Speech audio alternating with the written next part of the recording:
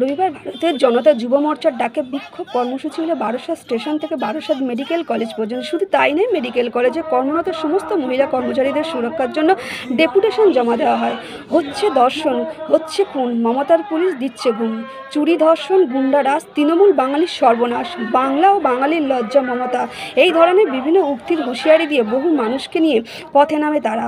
রাজ্যে চলছে খেলামেলার ওপরে, পশ্চিমবঙ্গে আজকের কিছুই নেই। মমতা বন্দ্যোপাধ্যায় যতক্ষণ না আমরা এই উৎখাত করতে পারবো ততক্ষণ আমাদের শান্তি নেই, এমনটাই বললেন পিগলু শর্মা, বারাসাত জেলা সভাপতি যুব মোর্চা। মেডিকেল কলেজ হসপিটালে আমরা ডেপুটেশন কর্মসূচি করেছি, কিন্তু ওখানে নারীদের কোনো সুরক্ষা নেই। শুধুমাত্র আজকে দুর্গাপুর বা কসবা বা কালিয়াগঞ্জ নয়, পশ্চিমবঙ্গের সর্বোত্তম মহিলারা যে দুজন, পাঁচজন, 10 জন সামনে এসে বলছেন, কিন্তু অধিকাংশ 90% মহিলারা বলার সৎসাহস জোগাতে পারছেন না।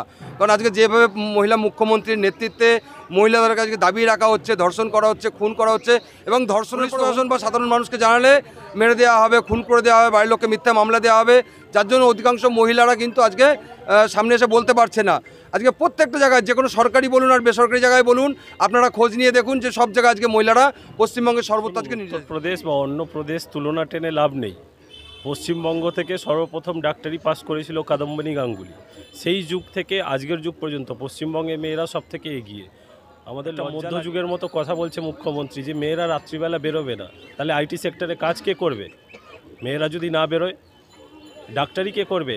নার্সের কাজগুলো, যে হসপিটালে যাচ্ছেন রাত্রিবেলা সারা রাত মেডিকেল সার্ভিস পায়, সেখানে মহিলা ডাক্তার, মহিলা নার্স থাকে। জঙ্গল রাজ চলছে।